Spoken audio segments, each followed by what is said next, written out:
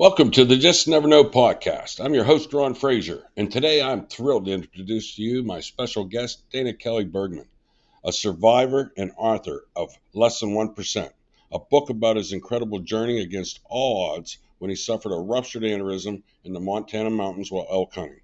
It's an inspiring story that will leave you in awe of Dana and his incredible strength and adversity, perseverance, and faith. Join us today with Kelley Bergman to hear his incredible story of survival, faith, and resilience. Thank you for joining me today, Kelley, to share your story and testament, buddy. Thanks for having me on, Ron. I really appreciate the opportunity. Kelley, what an amazing and powerful story and testament. The book has many powerful messages one can take from it. This powerful book moved me, and I would highly recommend it. Yeah. It's a powerful thing, and that's one of the reasons why I ended up writing the book and telling the story to people. It was almost unanimous. Anybody I told any part of it to, they're like, "You need to write a book about that. That's a crazy story." And so, not being an author, as a guy who's worked in a warehouse for the last 30 years, not knowing anything about it.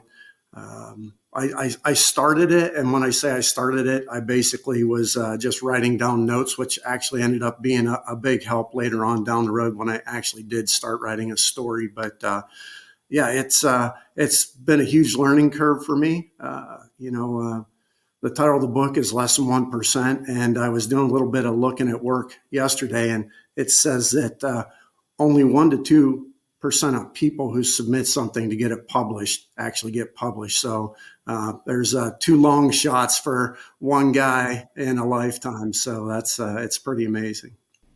Well, hey, there's so many powerful moments in the book, but we'll discuss some of the moments, and there's so much. Let's just get right to the meat of it, shall we?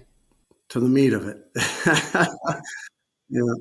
All right. So in 2018, a friend of mine and myself went out to Montana on an elk hunt, a bow hunt, and we wanted to get up into an area that we had been in before. It was always good. We were always into elk there.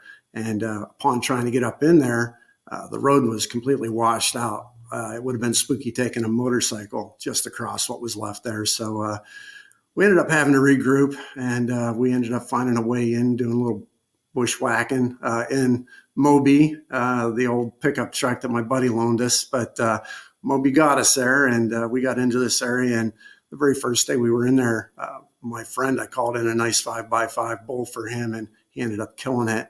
And there was a bigger bull that was with that bull. And as a matter of fact, after we were done processing his elk and getting it all packed up, we hiked a bunch of the meat about a quarter of a mile down the logging road and hung it up in a tree for the night, so we didn't have to go back to the kill site in case something decided to claim it for itself and put ourselves in danger that way. When we were going back to get our packs and head back to camp, the other bull that was with his bull was just down over the bank from us, probably within 100 yards, and he was sounding off. And my buddy says, "Hey, let's go kill that bull." And I was like, "Yeah, let's go do it." So I grabbed my bow, and he got the call, and I went down closer towards the bull, and he went up the hill away from me to get me in between the two of them.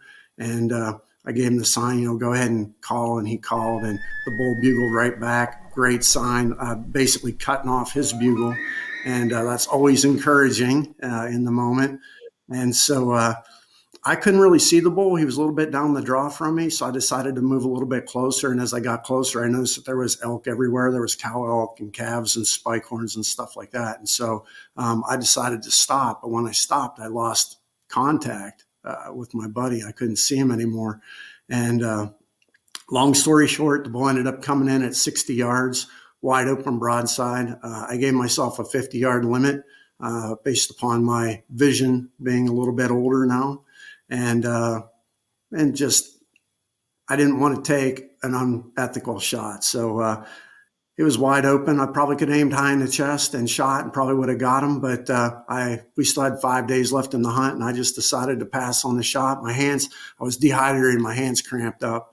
And there's so much had happened that day that, I'm one of those people that always talks about safety and staying hydrated and taking care of yourself and eating and stuff when you're in the mountains. And here I was dehydrated.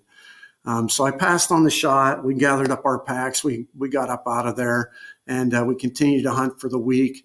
And on the morning of September 14th, which was my mother's birthday, woke up. It was the coldest morning we had had, and we got all set up and we were hiking up into the area. And when we got up in there, usually every day we made it up into the area where the bull hung out during the day before he got back up in there. And but that morning, for some reason, he was in there, and not only was he in there, he was up above us, and the wind was wrong for us to try and go get him. But he was the most vulnerable he had been all week. He was really bugling a lot and ripping stuff up and running back and forth on the ridge. And, you know, I say, I don't know what happened, why he was that way that morning, but that morning he was. And I said, if another bull took his harem from him, I can't imagine what he looked like, because this bull was a monster bull. He was wide, heavy. The only thing I could say about him that was average was his tine length, but other than that, he was just an absolute monster. And so I was talking with my buddy, and he said, what do you want to do? And I said, let's get out of the wind, because the wind's kind of going from us to him. We'll hunker down for a bit, wait for the wind to change. I said, we'll go up there and we're going to kill him. And what he was doing was he would run down the ridge, come to our end of it, and he was up there raking a tree and ripping it up and bugling and chuckling and grunting and all this other stuff. And I'd run down the ridge the other way and do it down there, and just back and forth and back and forth.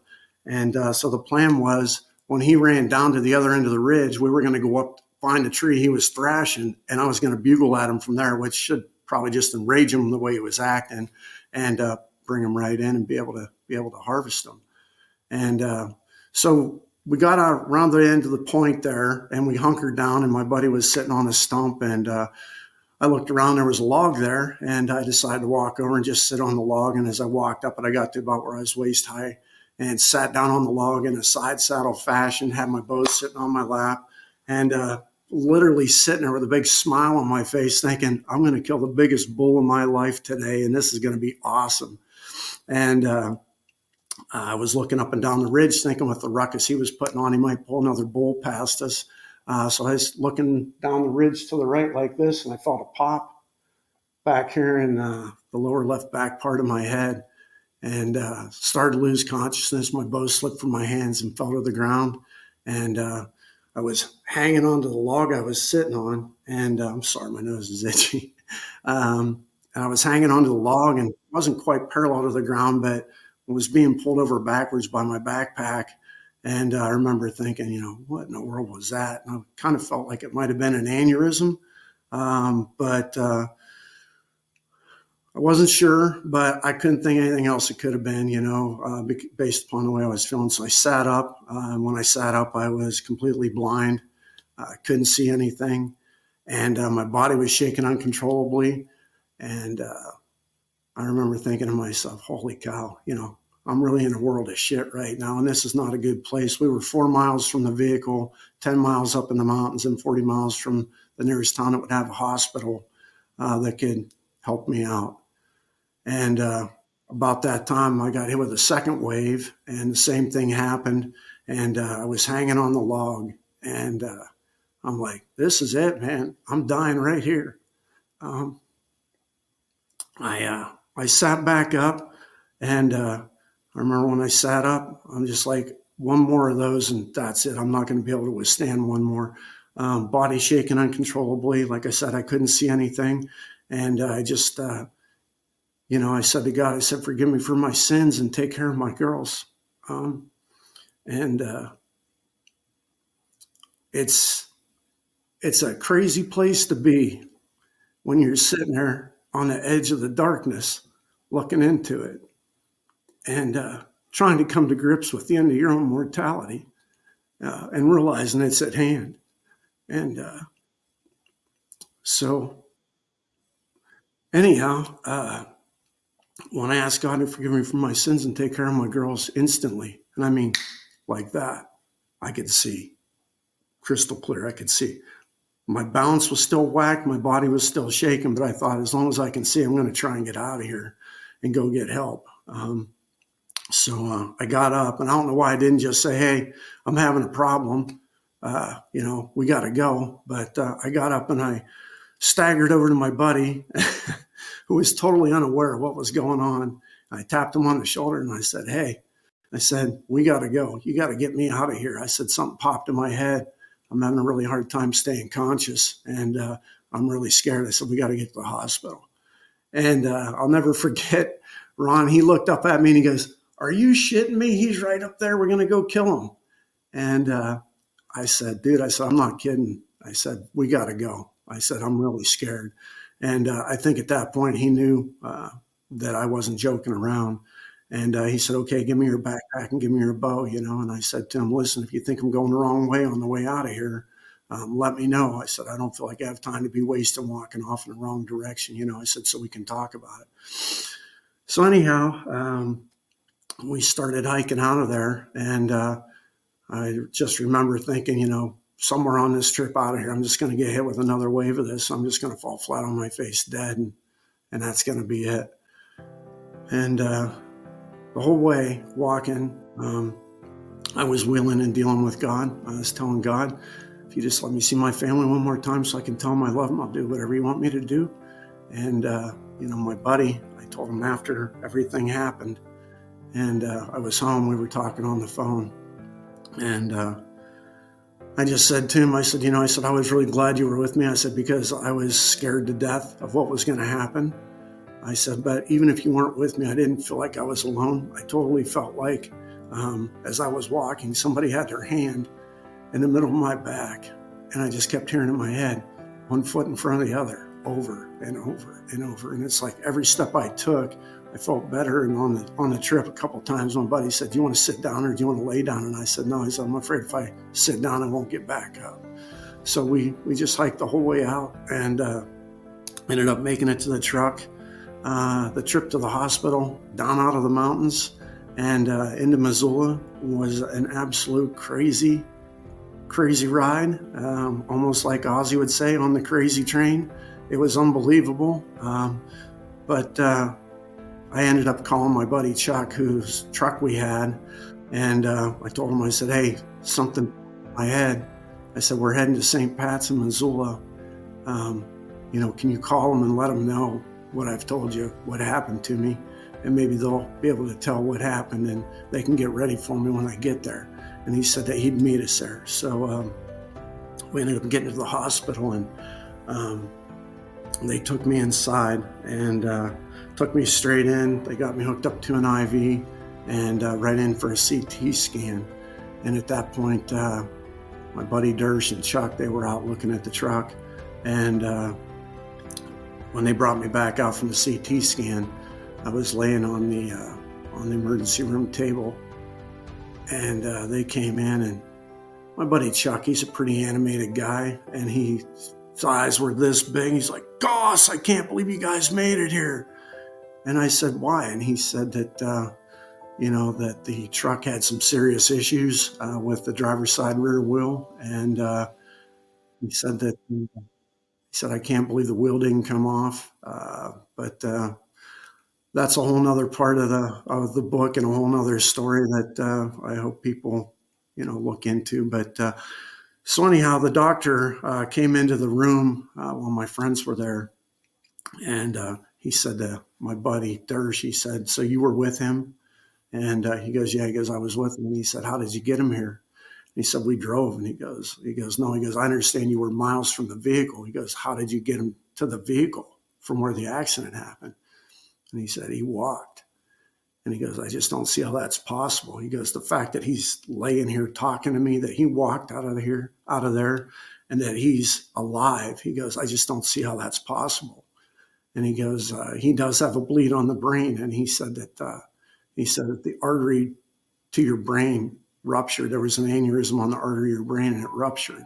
He goes, that's 100% fall over dead injury. He goes, people just don't survive it. He goes, let alone walk out of the mountains, go as far as you went. He goes, and laying here having a coherent conversation with me. He goes, I would say that the chances of any of this happening are less than 1%. And that's how I got the title for my book. Anyhow, they called for life flight. And I said, where? He said, Life Flight's on the way. And I said, where are they at? And he said, they were in Billings and they'll be there in 25 minutes. And if you know how far Billings is from Missoula, Montana, that's an impressive stat to think that they're going to be there in 25 minutes. That's a long drive by car, going 80 miles an hour. So anyhow, they life flighted me over to Spokane, Washington. And I ended up having a craniectomy or craniotomy. They took out part of my skull, repaired the rupture in my brain. And the doctor over there is a top neurosurgeon in the Pacific Northwest. And he was supposed to be on vacation. He hadn't gone on vacation. And they called him and they said, we have somebody here we think that you should look at if you're still in town. He said, yeah. He goes, I guess he told him to put a drain in my head for the night and he'd come in the next day and do my surgery. And that's what he did. And then I began the long process of, that's the drain right there. I began the long process of healing after that surgery. I cannot imagine to have those thoughts be going through my mind and to face that, to still have the strength to get myself 4 miles off a mountain and then drive 10 miles on a road and then 40 some miles to a hospital. I can't fathom it.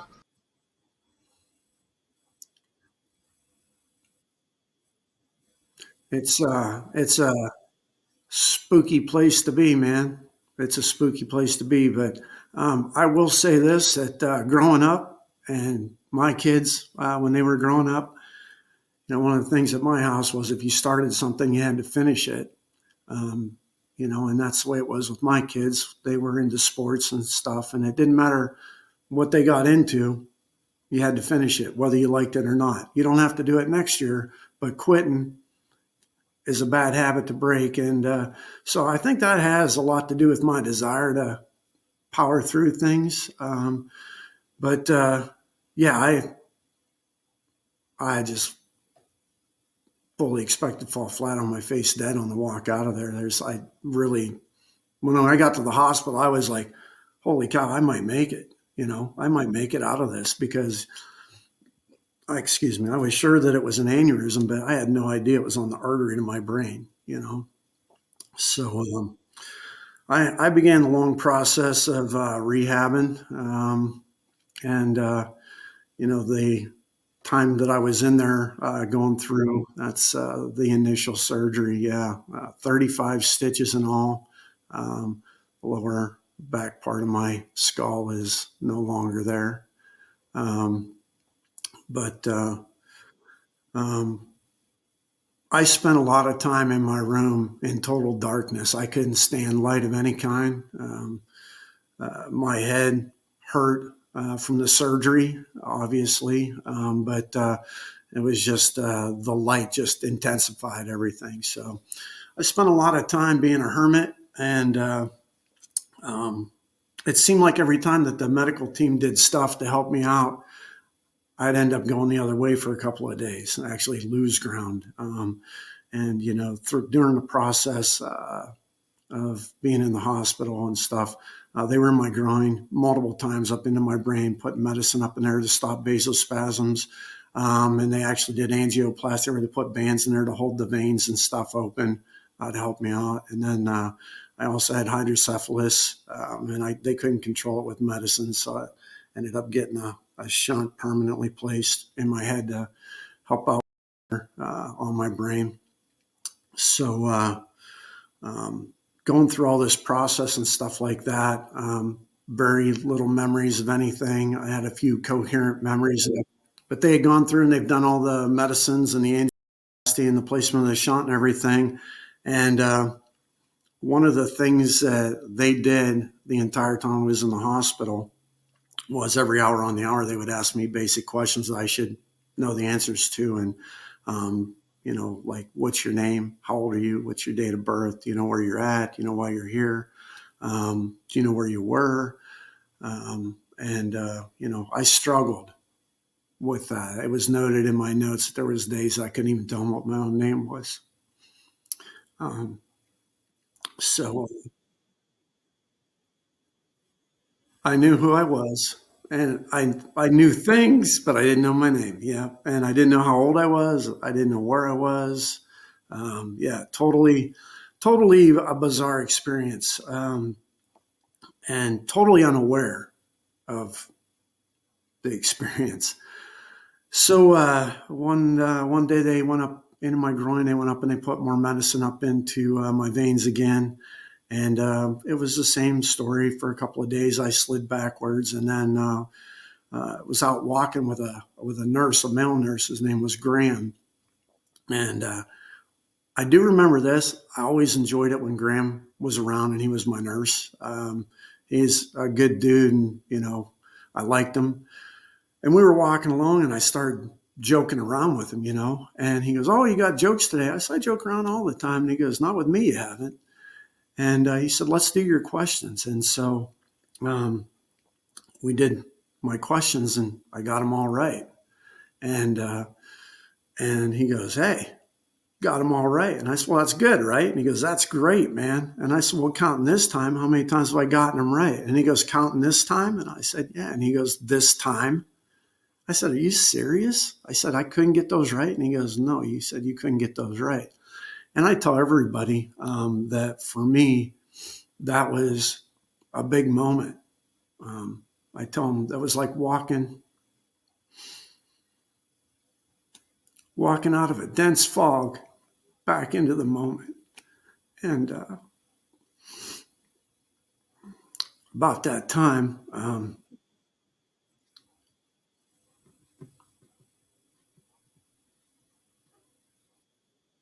hmm,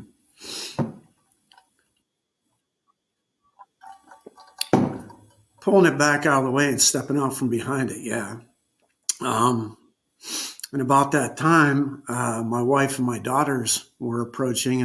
My daughters had been flown out to Spokane, and the hopes that seeing them might jar something in me, bring me around. And my sister-in-law, Michelle, paid for the tickets for the girls to come out. And a little bit about that story, I was done with my physical therapy for the day, and was sitting in my bed. They made me sit in a chair, and I hated to sit in a chair. I had brain sag going on due to a tear in the outer layer of my brain, and it was excruciating for me to be upright. All I wanted to do was lay in my bed in total darkness. And so I got out of the chair, and they got me back in my bed, and I was looking at the wall that was across from me, and the doorway to my room was there. And all of a sudden, my oldest daughter, Presley, stepped into the doorway. And I remember looking at her going, "I don't know much, but that's my daughter." I knew she was my daughter. And then from behind her, my other daughter, Peyton, stepped out from behind Presley, and they were standing side by side in the door. And I was like, "That's my girls." And I knew that, like one of my first coherent memories I had. And I was like, "Are they really there? Am I really seeing this? Am I just hallucinating, or, what?" And then they started to whisper to each other. They were looking at me and laughing at me. I'm like, "Oh, yeah, that's them." And they came in the room, and, we had a hug, and I got to tell them I love them. And, at that point, I felt like God had given me everything I asked him for. I asked him, if he'd just let me see my wife and kids again so I could tell him I loved them. I'd do anything he wanted. And so anyhow, my wife and my daughters came walking up with the doctor, and the doctor said to me, he goes, "You look good today." And I said, "I feel good today." And he said, "You know who these people are." And, me, as I said earlier, I do like to joke around. And my wife was on the left. Peyton, my youngest daughter, was in the middle, and Presley was on the right. And when he asked me if I knew who they were, I said, "Yeah." I said, "That's my sister Henrietta, and that's my sister Gertrude." And I said, "And that's my daughter Presley." And the smiles were fading from everybody's face. And then when I got to Presley, everybody's like, "What?" And then I said, no, I said, that's my wife, Megan. I said, that's my daughter, Peyton, and that's my daughter, Presley. And I told everybody that's the moment I consider myself being back in the moment. Like, I knew that. I knew what my name was again. I knew how old I was.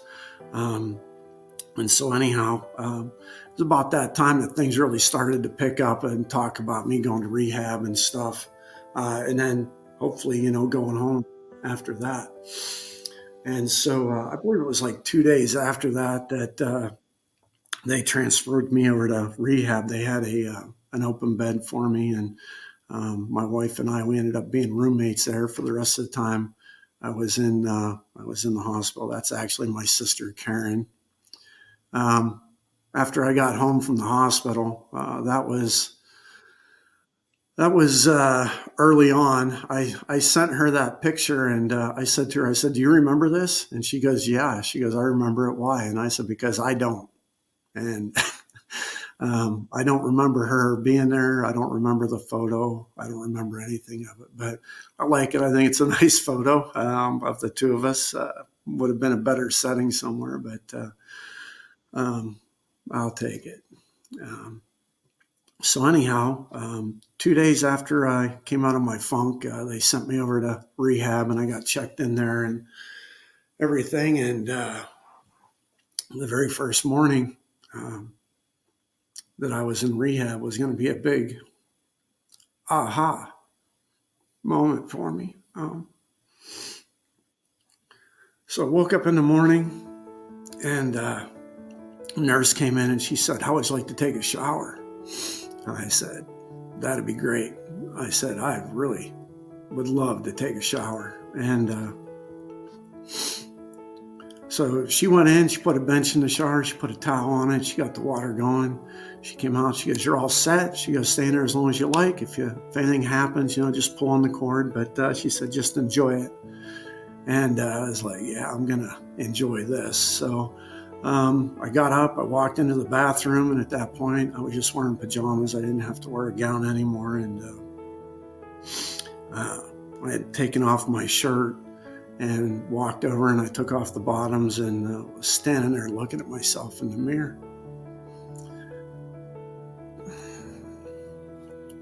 And was shocked at my appearance. I had lost 34 pounds. My eyes were sunken back in my head. Where my shunt was just bare skin, hair. One side of my head was long. I turned my head because of the pain, and I could see the big void in the back of my head. I looked down at my abdomen. I had not a big scar, but a scar on my stomach where they hooked my shunt into my digestive tract, and was just startled and totally unaware of my appearance for so long. And I decided that, I asked God to spare me, and He spared me out of an impossible situation. And I was going to take a shower. I was going to enjoy it, and I would figure everything out afterwards, what was going on. So I was in the shower for a good long time, and got out of the shower and stood back in front of the mirror and had another long look at myself, and had a full beard. So I decided to shave it off. So I spent some time with my razor, getting cleaned up, and got myself dressed, and was coming out of the bathroom, pulling my shirt over my head. My clothes were just hanging on me. And I said to Meg, I said, "How long have I been in here?" And she goes, "Oh, I don't know." She goes, "Probably going on a month." And I said, "A month?" And she goes, "Yeah." She goes, "It's got to be real close to a month that you've been in here. Why?" She goes, "How long did you think you were in here?" And I said, "Seriously?" And she goes, "Yeah." She goes, "How long did you think you were here?" And I said, "I don't know, 5 days maybe." I said, "Less than a week?" And she goes, "No." She goes, "You've been in here for a month. You know." She goes, "You've been in quite a battle." But I just decided at that point, God spared me, and I'm just going to work my butt off. I'm going to get in the best shape I can get in again, and get back to living life and get on with things. Um, I kind of had a plan, and at that point, of what I wanted to do, and that was my whole thing. And so many people have worked so hard to give me an opportunity to be where I was at that I didn't want to let anybody down. And I made a deal with God, and I had every intention of sticking to it. As you know me, I've never welched on anything, and I've never not kept the promise that I've made to anybody or my kids. Um, and I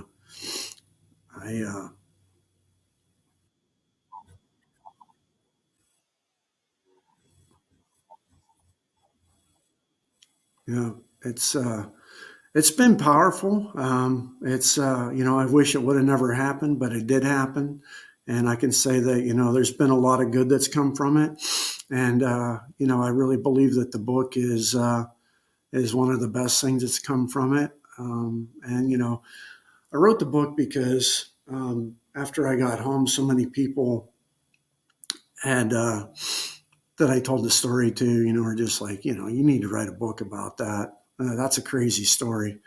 And I heard it so many times. I was like, why not? I don't know anything about it, but if God can get me out of where He got me out of, God can get me through writing a book. And um, so anyhow, that's what I decided to do. And there was a while there I wasn't really sure when I was dealing with God, trying to get out of the mountain.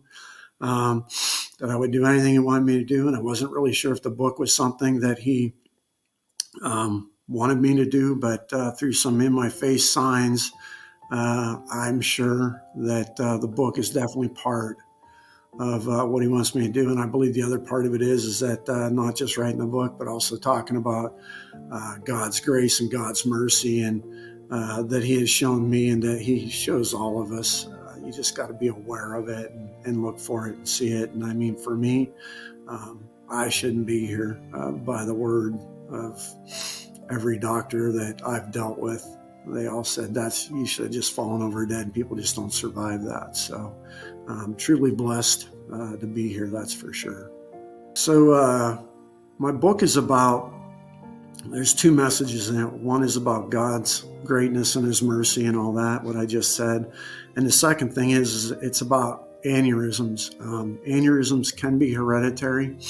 And when I say that, I know that because my father, who's 87 years old now, he has an aneurysm on the artery to his brain in the exact same location that mine was, where it ruptured at.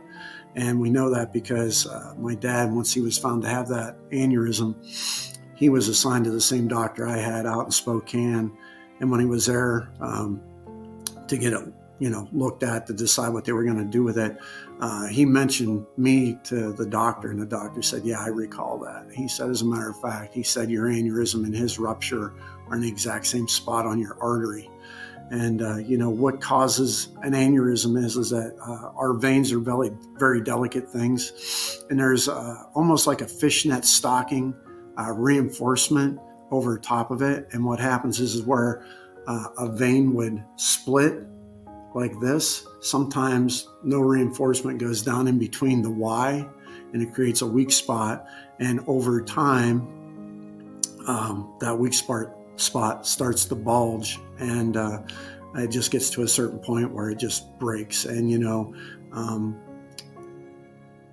I asked the doctor on a follow-up visit, I said 5 days before that, I said I had a lot of meat on my back, basically half of a boned out elk on my back, on all fours, pawing my way up the side of a rocky mountain. I said my shoulder straps were digging into my shoulders. I said I could feel my heart pounding in my head, dribbling with sweat. I said, why didn't it pop then? And then he said, that's one of the things about an aneurysm. He said, you can't expedite it and you can't stop it. Once it forms, it breaks, but it breaks when it's ready to break. And I said, but just sitting on a log and turning my head. And he goes, yeah. He said, you could have been brushing your hair. He said, or it could have went when you were going up the side of the hill. He said, there's no determining when they're going to pop.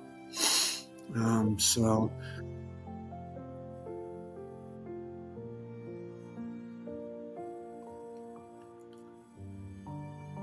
Yeah, that was after the initial surgery.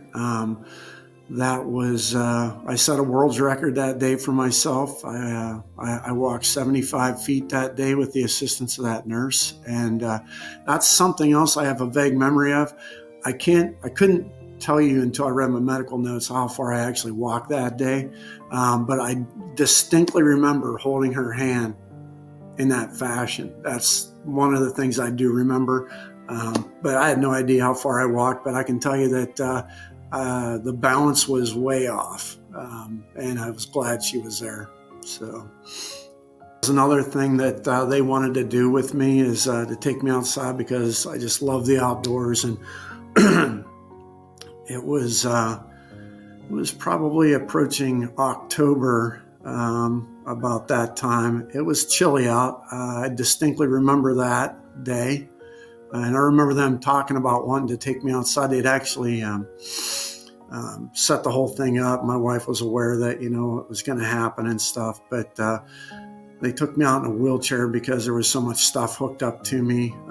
I don't know. There's probably 5, maybe 6 bags hanging on that IV drip thing there and everything else. But I wasn't happy, and I was definitely showing the effects of not eating in weeks. My face was pretty gaunt in that photo. But I didn't enjoy it much.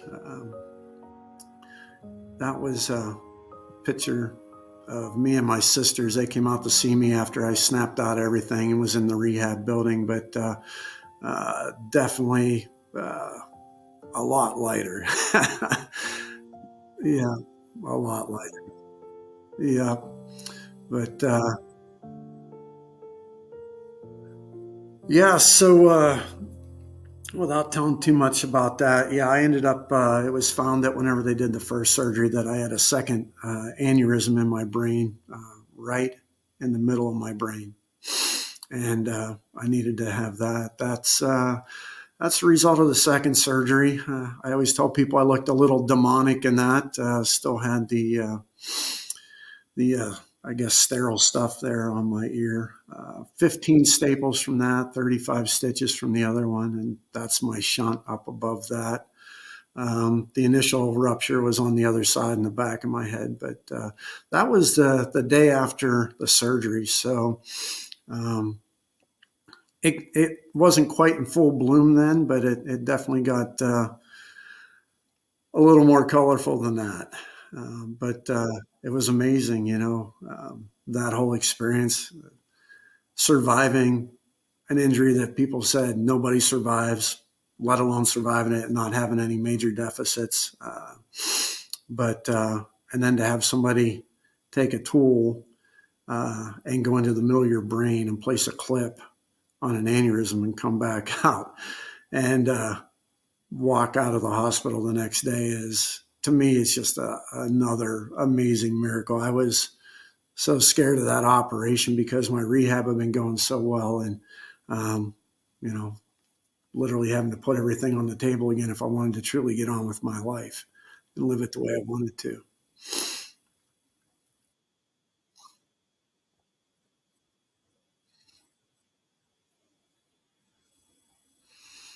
Um,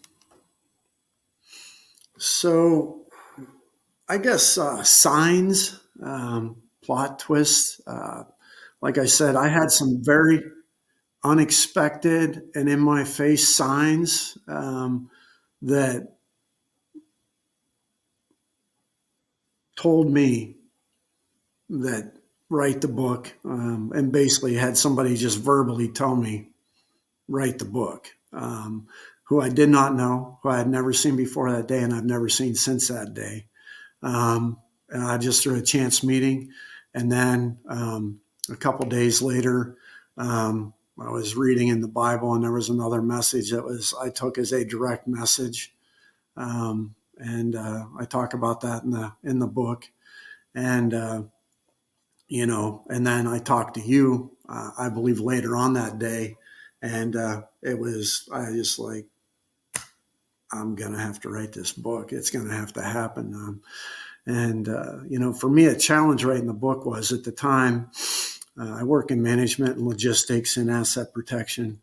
And at the time, I was the area manager, and there was supposed to be an operations manager who was over the entire department, and that person had left. And so I was responsible for doing all my duties and all the duties of the operations manager, and also running all 5 shifts, which was weekdays, weeknights, weekend days, and weekend nights. And so at that point, I didn't touch the book for 11 months. It sat on the coffee table underneath it, and just didn't have the desire or the will or the energy to do it. My job was 24/7 for the better part of 2 years. And then after those chance meetings and stuff like that, I just decided, if it's ever going to get done, I'm just going to have to do it myself, whether I wanted to or not. And made a commitment to coming home every day after work, eating dinner, and just working on the book until it was done. And that's what I did. Um, yeah, not so good.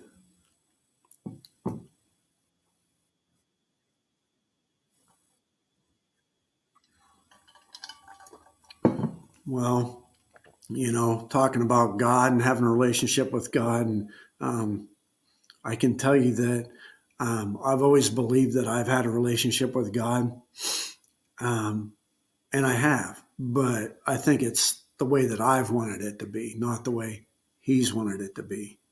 And I think that He wants all of us to have a relationship with Him, a personal relationship with Him. And I think that now that my relationship is much more personal with Him, and and I believe that I'm happier, and I believe that He has to be happier with the way it is.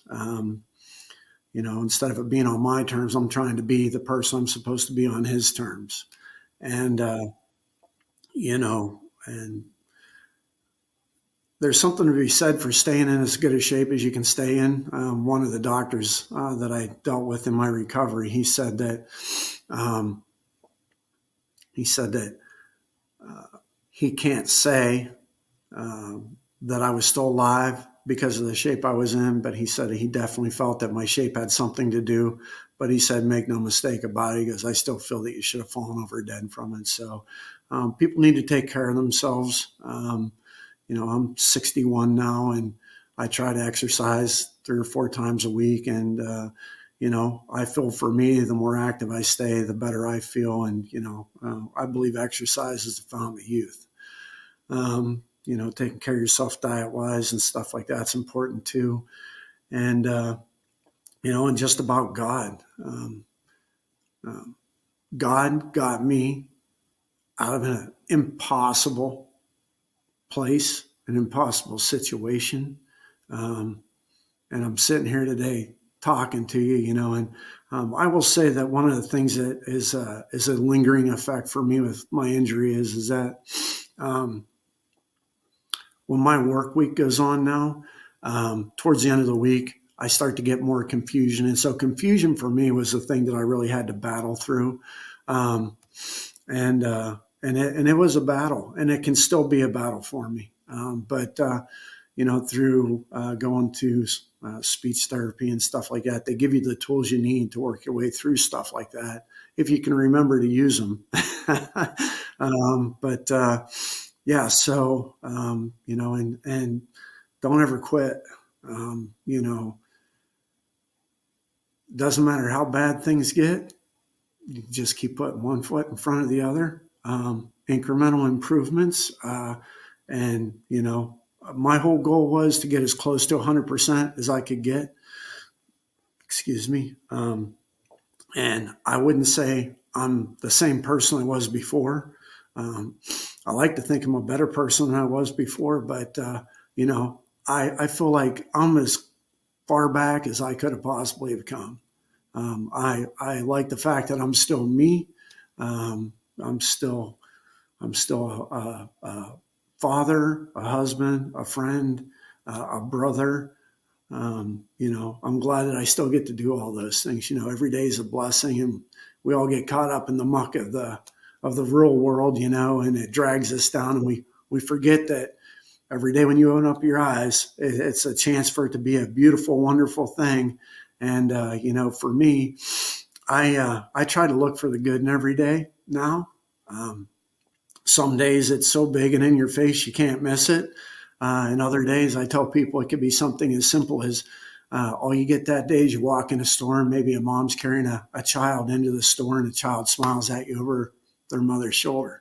But if that's what I get, I grab onto that and I hang on to that and look at that as like, today was a good day. I got to see a baby smile, and you got to make the best out of what you got.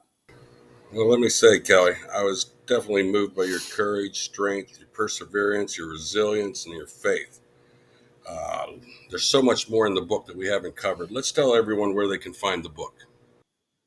Yep. Yep. So it's available in hardback, paperback, and ebook. I am at this time, I have an audio version of it being made, but it's at Amazon, Barnes and Noble, and iTunes. You can also get it through Christian Faith Publishing, um, uh, BAM, Books a Million, Ingram, Spring Arbor. But those are major outlets right there that I think a lot of people look for. But that's the book. I love the cover. The cover for me, that was a first thing. The publisher, they started working on that when they sent it to me, and I saw it. I loved it. Wasn't really, I would say, the type of train I was in, but it definitely felt as desolate as that looks. Yeah, it's like I said, if I can help one person not go through what I went through physically, or if I can help one person have a better relationship with God, uh, all the labor was worth it because I am not a writer. And, but I've had great feedback on the book from anybody that's read it. I haven't had any negative feedback yet. And, but I'm open for all feedback. If somebody doesn't like it, I'd be happy to find out what it is that you don't like about it. So. Kelley, I just want to tell you I appreciate you sitting down with me and sharing your experience and your testament, and I appreciate you. Yeah, I appreciate you too, and I appreciate you helping me get this story out there and share it with people because it's an amazing story and it's a miracle, and I feel like it'll definitely help somebody out. And on that note, I would humbly ask everybody to subscribe to the channel while you're watching this, like, comment, share. It will help the YouTube algorithm and they will push this video, which ultimately will push the book for Kelley. And Kelley, I just want to thank you again, and I love you, my man. Yeah, I love you too, man. Thank you. Yep.